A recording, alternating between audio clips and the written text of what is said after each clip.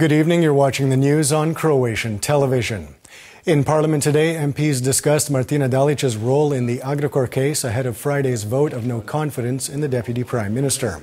Opposition MPs hold her responsible for allowing former crisis manager Ante Ramljak to approve exorbitantly high compensation packages for advisors and consulting companies. Among them, Ramljak's former employer, Texo Management. Ante Ramljak was her person of confidence. She was his political sponsor, and he used his position as crisis manager to the benefit of the company he previously worked for.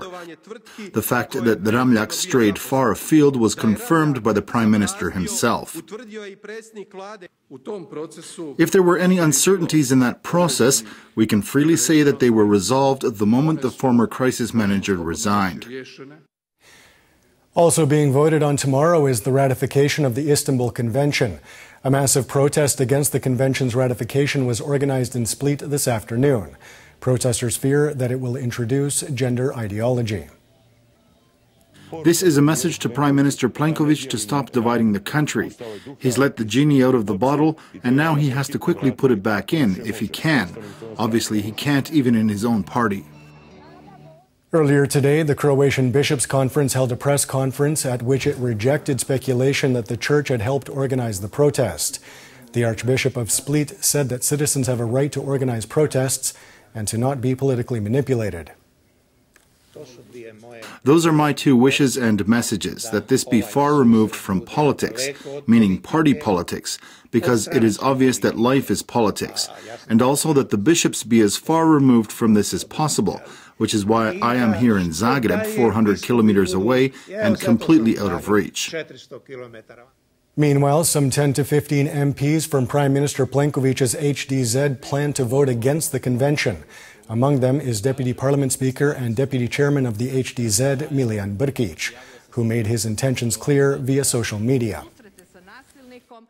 Christian democratic values are a part of my people, identity, character, and faith. I will not abandon them. I do not change my views, but I am also convinced that disagreement about this issue will not endanger the strength and unity of the HDZ. Zoltan Aldot has resigned as the president of the management board of the INA Oil and Gas Company. He is reportedly being replaced by senior MOL executive Sandor Fasimon. Finance Minister Zdravko Marić today rejected speculation that the decision is related to Tuesday's selection of advisors in government's bid to buy back MOL's stake in INA. No, not as far as the advisors are concerned. We have completed our work on that. I presented everything a few days ago. We did everything by the book and transparently presented it to the public. And now we have the next steps to undertake, which are the signing of a contract and work on the process itself. Good news from today's cabinet session, at which Health Minister Milan Kujundžić announced that a new treatment for patients with spinal muscular atrophy will begin next Tuesday. Government has been working to secure funds for the costly treatment. In the spirit of solidarity and care for those who are unfortunately suffering from the worst illnesses, we will do everything in our power to set aside funds for their medical care. The 9th anniversary of Croatia's membership of the NATO alliance was marked in Parliament today. It was noted that membership had been one of Croatia's primary foreign policy goals.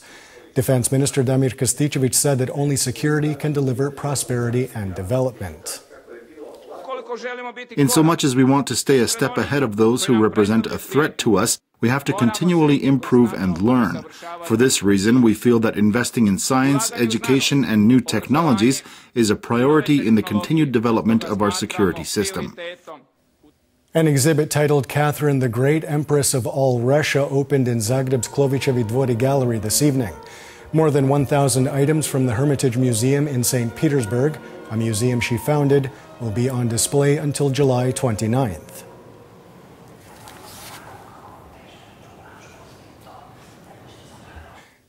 And taking a quick look at sports, in tennis, Croatian veteran Ivo Karlović is through to the quarterfinals of the ATP tournament in Houston after edging past American Denis Kudla 7-5, 7-5. He plays Australian Nick Kyrgios for a place in the semifinals.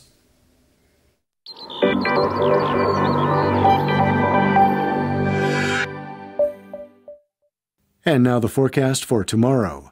Variable weather with intermittent showers overnight and into Friday morning, especially on the northern Adriatic and in mountainous regions. Skies will begin to clear in the afternoon, giving way to partly to predominantly sunny skies, especially in the east and south of the country. Southeasterly and southwesterly winds on the coast will die down and shift to a northwesterly in Dalmatia in the afternoon. Morning lows of 8 to 14 degrees Celsius will give way to highs of 18 to 23 degrees. The three-day forecast for the interior calls for predominantly sunny and dry weather on Saturday and Sunday. Variable weather with intermittent rain will return on Sunday afternoon and on Monday. Expect colder temperatures on Saturday morning. The coast will see predominantly sunny skies this weekend. Expect variable weather on Monday. Temperatures will remain relatively warm.